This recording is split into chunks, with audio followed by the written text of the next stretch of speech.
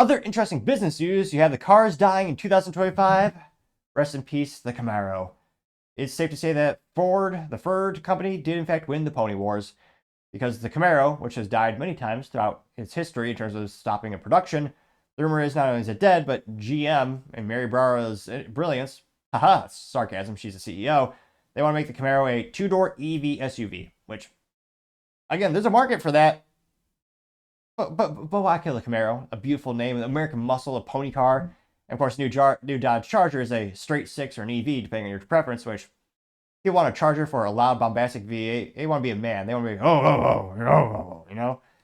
They don't want a straight six. That's great in a BMW. They perfected that platform or that engine design after decades of research and development to manufacturing. And they also have a stick shift. They should have by default. But yeah, putting a straight six in a Charger or saying you get an EV. I think it's safe to say that the Mustang did win the pony war. And gotta respect Ford, they said they'll keep making it as long as it's legal. So gotta respect what Jim Farley, their CEO, is up to. But not only the Camaro is dying, several cars are. Now, this comes to us thanks to Motor1.com, which A+ for Marketing know exactly what they're up to. Specifically, Jeff Perez, who's right over there. And they say, quote, rest in peace, the icons like the Bugatti Chiron and Nissan GTR, plus a couple others won't be nearly as missed. And they say here, rest in peace, these cars won't make it to 2025. And again, the last generation of the Camaro, it looks sick. Right there, you got a blue Camaro ZR1, which again is the last, I would argue, well, the Camaro, yeah, an entry-level model as well. That's the most expensive one you see there. But it was the last sports car from GM you can get that's affordable with a stick shift. Remember, the new Corvette is automatic only, and also if you want, you can get a hybrid for reasons, which, yeah, mentally vacuous to say the least, but they decided, yeah, we're going to do that. Now, he says, quote, we're just a few days away from the new year. Well, sorry, this is a late article, which means nearly all 2025 model year vehicles have already been made their way to dealer lots. Unfortunately, that also marks the end of the line for nearly 3 dozen cars, trucks, SUVs that won't make it into the new year. Going down, the first one is going to be the Alfa Romeo. What is this? Quadrifoglio? I'm probably butchering that, not intentionally though. It looks moderately interesting, but yeah, I'm surprised there's any presence of Alfa Romeo.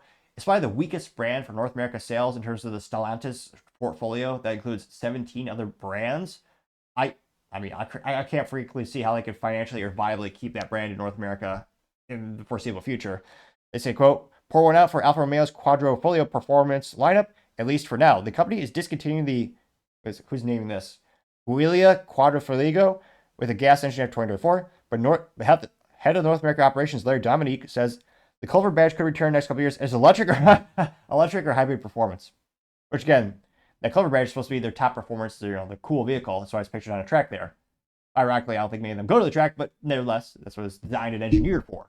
It actually looks kind of cool. It's got a unique face. It's got the triangular intake right under the badge, the front hood. Unfortunately, it's gone. They're also going to kill the Alfa Romeo Stelvio Quadrifoglio, who is naming all these things? I know you're an Italian company, but still, trying to make my job somewhat easy. And, well, at least it kind of looks cool in terms of, it's a green SUV, but nevertheless, it's a SUV. They say, quote, Alfa is also continuing the Stelvio, a 505 horsepower performance SUV, won't stick around as the company moves away from internal combustion engines for battery, which no one's, but 15, maybe 18 people will buy a battery, an EV performance Alfa Romeo SUV. Also, the Audi A5 Coupe, which it is sad there are less and less coupes out there these days as more and more people are buying SUVs, crossovers, about 4 doors. There's something that's just beautiful about a coupe. It's sad that more and more of them are dying. Say, quote, 2 more victims of Audi's streamlined lineup are the A5 Coupe and the A5 Cabriolet. The new A5 sedan will be the only flavor of the A5 when it goes on sale later this year, ditching the 2-door drop-down manuals that have been around since the first generation debuted in the US in 2007, which looks like an olive green paint job there. Got some good pictures for this article. Another one biting the dust is the BMW X3M, which, in terms of nomenclature, BMWs all sound the same, but nevertheless. They say BMW hasn't officially confirmed the XM's death, but the writing's on the wall of this one. The new X3 likely won't spawn a performance-oriented M model. BMW will instead focus on their futile attempt to make it all EVs, which, yeah, I added a little of those things back there. We're going to have to speed this up because there's a lot of them biting the dust. The Bugatti Chiron is also going to be biting the dust, unfortunately. Now, they note that, let's see here. Oh, I mean, this might have to be one of the best looking ones, bar none. They say the arrival of the new Tourbillon makes the end of the year for the beloved Chiron. The hybrid had a hugely successful 8-year run, spanning from a dozen iterations for a short time at least. The world record speed run of 304.8 miles per hour. We'll miss you and your crazy W16 engine, which there's a beauty. There's something to the effect of there's truth in there's no replacement for displacement, which breaks my heart. Some EV owners might not even know what the hell that means. The youth these days as well. Also, of course, rest in peace to Camaro, which they're just nice looking orange SS model.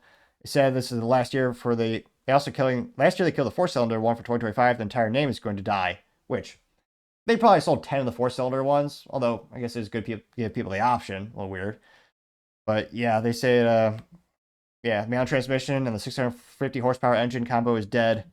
You might be able to find it at dealer lots. 5 people will also be disappointed to hear that Chevy Malibu is gone, which this is the 9th iteration of the long-standing sedan. Will be officially the last year to make its way for the new Bolt, which, geez Louise. Again, in terms of volume of sales, the Bolt is doing better, but yeah, for GM electric products, can't help but think it'll be even more unreliable than a standard product, which is saying something. But yeah, definitely not an icon, but a consistent staple of the GM portfolio. Ferrari 812 GTS, which looks cool, even if the powertrain is a little disappointing, because we know it only has 2 pedals, automatic transmission. How pathetic is that? Ferrari generally doesn't stick around for so much long. Italian supercar, the 812 GTS, started production in 2017 before officially exiting the lineup the second quarter 2024. We also know that the Ferrari Romeo Coupe is also going to be biting the dust. Of course, they're both an iconic Ferrari red. It said it costs about $270,000. They're going to be biting the dust. Ferrari SF90, which, looks even more angular. Not sure how many people actually bought those, so I've seen one at a car show, I think. Not too many. The Fisker Ocean, well, yeah, because Fisker's bankrupt yet again. So, they're not going to come back a third time, I don't think. The Infiniti Q50, which Infiniti somehow still in business, is Nissan's alleged luxury brand. I say alleged because when I talk to people about, what kind of luxury brand do you want, none of them say Infiniti, especially these days. The Jaguar E-Pace, because Jaguar is going all EV, so they're going to kill all the SUVs. Also, the F-Pace, which looks like a bastardized Aston Martin. Again, the Jaguar, F-Type, rather. It said it's been around for 10 years and multiple iterations, but officially going to the graveyard as they debut and go into the EV lineup. Jaguar I-Pace, which looks like a terrible looking. I was gonna say most EVs are terrible by default, just design aesthetics, but especially terrible bad aesthetics. They say, remember the electric I-Pace? That's right, you can buy one well in 2024. Production of the EV ended just this month ahead of the Jaguar's move to go battery power exclusively rather. Technically speaking, the Type 00 will replace that abomination. They also have, the Jaguar XE, their performance sedan, with had a V8, which, gonna kill that.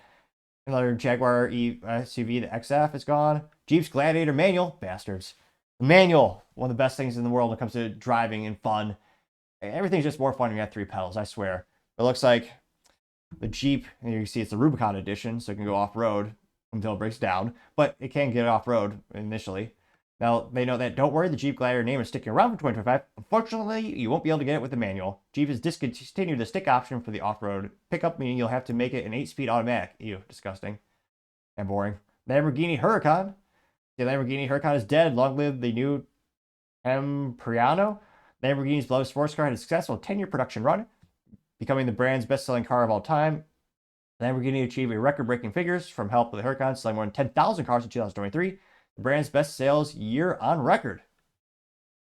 They also are getting, no one's going to miss this car. The Maserati Ghibli, which depreciates more than the Mercedes. It's like a rock in depreciation. And interestingly enough, Iraq is more reliable than any Maserati product. They are trash, to say the least. They say after 11 years on the market, this generation of the Maserati Ghibli will be discontinued in 2025 as Maserati moves towards electrification. Ridiculous. They say it might be a new one, they're hybrid or EV, which no one's going to buy. Maserati Levante, which again is just a bastardized Dodge SUV or Fiat SUV. It's all part of Stellantis portfolio. Yeah, I know they changed 1 or 2 things. They say Maserati is slimming down its lineup to just the MC20 sports car, the compact Grandati SUV, and the new Gran Turismo. This means the brand's best sellers, the Levante SUV, won't make it to 2025. Maserati Quadriporte will also be biting the dust. Mitsubishi Mirage. Looks like the Mirage is finally, truly vanishing. Which, I think it was only known for being the cheapest new car you can get in North America, which there's a place for that in the market, don't get me wrong. They say, quote, both the hatchback and sedan versions of the Mitsubishi Mirage will reportedly get the axe at the end of 2024, with the starting price at $17,955. The 5-door is still one of the cheapest cars in North America, but sluggish performance and outdated platform make it tough to sell. Also, rest in peace, the Mini Clubman. Mini's new and improved lineup won't include a level Clubman. You can still technically buy one in 2024, but fewer than 100 units of the final edition will be offered in the US, pricing starting at, well, maybe this is why, $47,145. Also, the Nissan GTR, which the fact that it's been around for so long without stick shift is an abomination to the enthusiast. I mean, and they only made rudimentary, small, very little changes throughout the years. Again, it's cool to have a Halo car. I think Nissan definitely needed it with their lackluster, boring, terrible reputation. But yeah, the fact they didn't do more with this is kind of a lost opportunity. They just became really overpriced, in my opinion, for the performance you would get. They say, quote, it's been a long time coming, but the Nissan GTR will officially end production in the US in October. Nissan is sending its beloved sports car out with 2 special trims, Skyline Edition and the Takumi Edition, that honor the long lineage of the GTR. The current R34 GT5 debuted way back in 2009 and looks about the same as when it came out in 2009. I know there's a couple more curves, a little bit more angles, but for performance and aesthetically look, speaking, it's about the same. The Nissan Titan bites the dust as well. They say that even though trucks is big business for Nissan, they sold fewer than 20,000 in 2023. So that's going to bite the dust as well, which I know one friend who has a Nissan Titan. He loves it. But yeah, trucks, especially, there's a big culture of trucks. Usually people are pretty brand loyal to GM, well, Chevrolet Silverado, as well as Ford, and then Toyota, let's say those, and Dodge, of course, being the top ones. The Porsche 718 Boxster Cayman in Europe is discontinued. They quote, don't panic, fellow Americans. Okay. The Porsche 718 Boxster Cayman are sticking around for another year in the US until the EVs arrive. Ugh, disgusting. The most useless thing on the planet would be a Porsche EV Cayman or Boxster. Because again, it's a fun track toy. It should have three pedals and a stick shift like every track toy should have. But yeah, most tracks don't allow them because of liability. They don't have the fire suppression technology for the EV vehicles. But also, they don't recharge in time, so you can't really have a track day with an EV. Ridiculous. It's because the European globalist mandates, they say it's a cybersecurity issue and emissions. It's sad that Germany is so weak and impotent that they don't fight back in any way, especially because they're carrying the EU on their back. They could probably dictate things how they want, but no, they just acquiesce and are pathetic and weak.